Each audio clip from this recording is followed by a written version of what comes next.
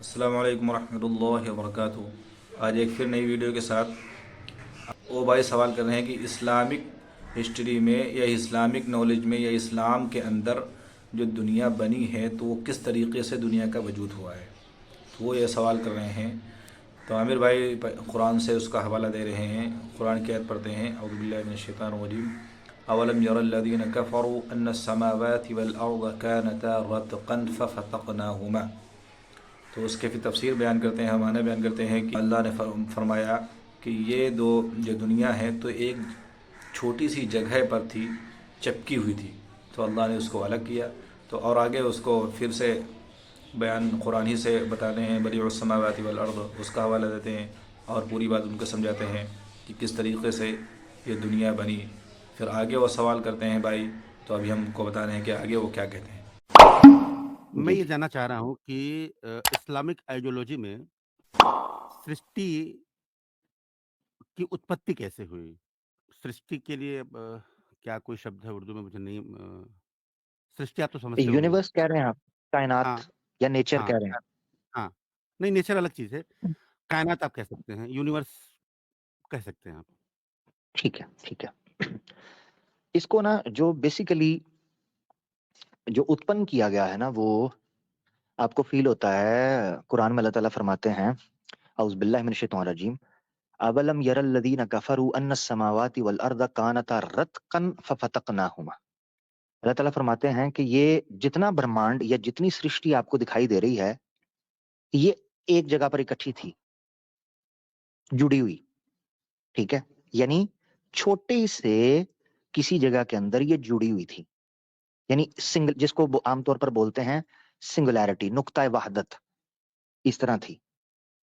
अब वहां से पीछे ऑब्वियसली इसका क्रिएटर अल्लाह की जात है, ये कुरान के अंदर आता है, जिसको बोलते हैं बदी उस समावाति वल अर्द। दोनों सेम चीजें हैं। वहां भी कहा कि अवलम यरल लदीना कफरू अन्न समावाति वल अर्द कानता रतकन, और वहां भी आता है बदी उस समावाति वल अर्द। ये जो यूनिवर्स है, इसको अदम से वजूद में, नथिंग से समथिंग बनाने वाला, ये भी अल्लाह की जात है, इसको उत्पन्न करने वाला, और इसका आरंभ करने वाला, सृष्टि का आरंभ करने वाला भी ईश्वर अल्लाह की जात है। तो उसको एक्सप्लेन किया कि पहले इसको उत्पन्न किया, जब उत्पन्न किया तो ये रॉ मटेरियल, रॉ फॉर्म के अंदर थी। तो कानता रतकन रॉ फॉर्म में थी, फफतकनाहुमा, तो इन दोनों को अलहदा किया, फाड़ा, फफतकनाहुमा, तो हमने इन दोनों को अलहदा कर दिया। यानी मैटर और स्पेस बेसिकली यहां पर मुराद है। अब यहां से शुरू होती है उत्पत्ति।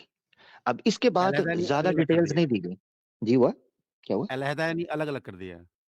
हाँ, अलग अलग कर दिया। यानी जी। अलग अलग इन सेंस के, ऐसा नहीं है कि जैसे वायु है या स्पेस है, वो धरती से अलग कहीं पड़ी हुई है, आकाश हुँ, धरती से अलग कहीं पड़ा हुआ है, ऐसा नहीं।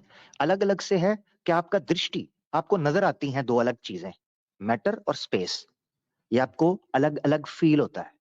मैटर अलग जगह आपको नजर आ रहा है कि उसकी अलग शेप है, स्पेस अलग आपको फील हो रही है। तो इस तरह उनको फफतक ना हुआ, ऐसा अलग किया कि फिर वो एक नहीं होते।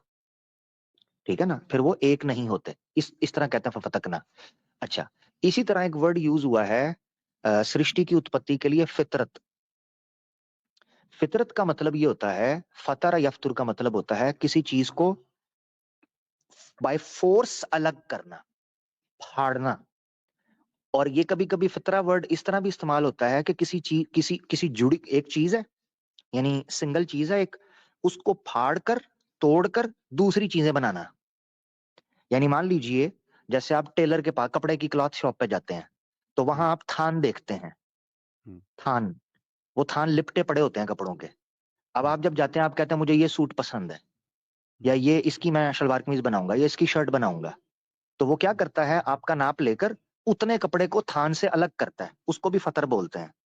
हुँ, फतर यानी मेन कपड़े से एक कपड़े को अलग करना, इस कारण के लिए कि इससे कुछ बनेगा, बाकी कपड़ा वापस रख देना। हुँ, तो सृष्टि की उत्पत्ति के लिए फतर वर्ड भी यूज हुआ, जिससे आपको, जैसे सूरह फातिर भी है, सूरह फातिर पढ़ेंगे, पूरी सूरत है एक सूरह फातिर। फातिर जी। अल्लाह ने अपने आप को कहा, यानी ये अल्लाह अल फातिर है, इसका मतलब ये है कि वो एक रॉ मटेरियल है, जिस मटेरियल से अपनी शक्ति से उनको अलग-अलग करके मुख्तलिफ पदार्थों को, मुख्तलिफ जो है ना नक्षत्रों को, उपग्रहों को, ग्रहों को उसने बना दिया। ये वर्ड भी यूज़ हुआ है। अब आ जाते हैं डिटेल्स के अंदर। डिटेल्स जो बयान की गई हैं, उसमें कुछ वर्ड यूज़ किए गए हैं जहाँ से कॉम्प्लिकेशंस शुरू होती हैं और उसके पीछे रीज़न भी है। रीज़न ये है कि इंसान उस कॉन्सेप्ट को चूँकि ग्रिप नहीं कर सकता था, तो कुछ ऐसे वर्ड्स यूज़ किए हैं जो हमारी अंडरस्टैंडिंग में आ सके। मिसाल के तौर पर कहा कि हमने ज़मीन व आसमान को सित्ता अय्याम 6 अय्याम में पैदा किया, तख्लीक किया, 6 अय्याम में। अब 6 अय्याम जब बोला गया वर्ड तो नॉर्मली अरबी ज़ुबान के अंदर जो लोग नॉर्मली वर्ड यूज़ करते थे, वो यौम यूज़ करते थे 24 आवर्स के लिए। मगर वहीं क्लासिकल लिटरेचर में यौम वर्ड 24 आवर्स से ज़्यादा के लिए बल्कि बहुत लंबे-लंबे टाइम के लिए भी यूज़ होता था। छोटे टाइम के लिए भी होता था। 24 जी, घंटे जी। से कम के लिए भी यौम के लिए होता था वर्ड और उससे हुँ, ज़्यादा के लिए भी होता था।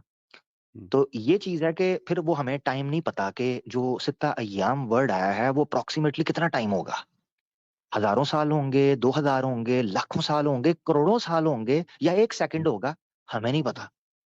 उसने कहा इसमें किया। अब चूँकि जो टाइम है उसको हम अपने तरीके से माप सकते हैं, समझ सकते हैं, तो हमें लगा कि शायद 24 घंटे है कईयों को लगा हुँ, इतने हज़ार साल हैं। लोगों ने फिर अपने-अपने तरीके से उसको समझने की कोशिश की, मगर वो इतना इम्पोर्टेंट नहीं था। ये हम मानते हैं कि 6 अय्याम में उसने किया, जो ग्रेजुअली हम मानते हैं। अच्छा, फिर उसके बाद आ जाती है अलग-अलग डिस्कशन। वो आ जाती है समावात का ज़िक्र और अल-अर्ज़ का ज़िक्र, ठीक है? वो अर्ज़ जो अर्ज़ जिसको हम पृथ्वी बोलते हैं, स्पेसिफिकली इस पृथ्वी के बारे में आया। तो हुँ, ये टोटल 6 अय्याम, 6 लॉन्ग पीरियड्स का डिस्कशन मिलता है, जिसमें ये सारी सृष्टि की उत्पत्ति हुई है। ये मिलता है। आप अगर ये मैंने ब्रीफली रख दिया ताकि मैं लंबी बात ना करूँ। अगर आपको कोई इस पर आपत्ति होगी और जानकारी चाहेंगे, तो मैं फिर इस पे मज़ीद बात कर दूँगा। हुँ? जी। नहीं, आपत्ति कोई नहीं और इस जानकारी के लिए बहुत-बहुत धन्यवाद आपका।